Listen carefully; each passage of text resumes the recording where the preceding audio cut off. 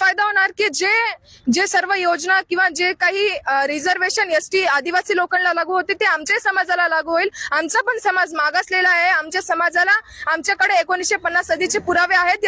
आम्ही एसटी प्रवर्गात होतो निजामशाहीच्या रजाकाराच्या काळात. पण जेव्हा हे राज्याची पुनर्रचना झाली 1948 नंतर, तेव्हा आम्हाला इकडे महाराष्ट्रात मराठवाडा, खानदेश हे भाग, विदर्भ हे भाग महाराष्ट्रात आला आणि आम्हाला विमुक्त भटक्या जाती अशा प्रवर्गामध्ये ढकलण्यात आलं आणि आमचं एसटीचं रिझर्वेशन काढून घेण्यात आलं आणि यामुळे आमच्या बंजारा समाजाचं खूप मोठं नुकसान झालेलं आहे. आज बी तुम्ही जर पाहत असाल तर हे जे कारखाने वगैरे जे काही चालू आहे, आज सर्वात जास्त ऊस तोडणारा समाज म्हणजे आज आमचा समाज आहे. जर आमच्या समाजाला आरक्षण नाही मिळालं तर कदाचित आमची येणारी पिढी किंवा आमचे येणारं भविष्य हे अंधारात राहील किंवा आम्हाला बाकीचे जे अदर कास्ट आहे वर येऊ देणार नाही. आम्ही शैक्षणिक सुद्धा मागासलेलेच राहू. त्यामुळे आम्हाला याचा प्रत्येक क्षेत्रामध्ये खूप फायदा होणार आहे.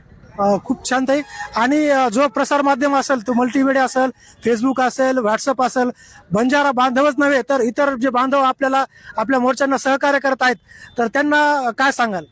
त्यांना माझं असं सांगणं आहे की जे सत्य आहे त्याला तुम्ही सपोर्ट करा आणि करावंच लागणार. कारण आम्ही कोणत्या तरी पुराव्याच्या आधारावर आम्ही सरकारला मागत आहोत एसटी आरक्षण. त्यामुळे तुम्ही आम्हाला तुमचं साथ असंच ठेवा. कारण आज असे कित्येक आमदार आहे की ज्यांनी आम्हाला आमच्या लढ्याला त्यांनी साथ दिलेली आहे, सपोर्ट दिलेली आहे. तुमचं सपोर्ट असंच आमच्या पाठीशी तेव्हा आम्ही सुद्धा तुम्हाला येणाऱ्या निवडणुकीत किंवा येणाऱ्या काळात आम्ही तुम्हाला निवडून आणू आणि तुम्ही आमचे मतं सॉल्व्ह करसा. तुम्ही आमचे प्रतिनिधी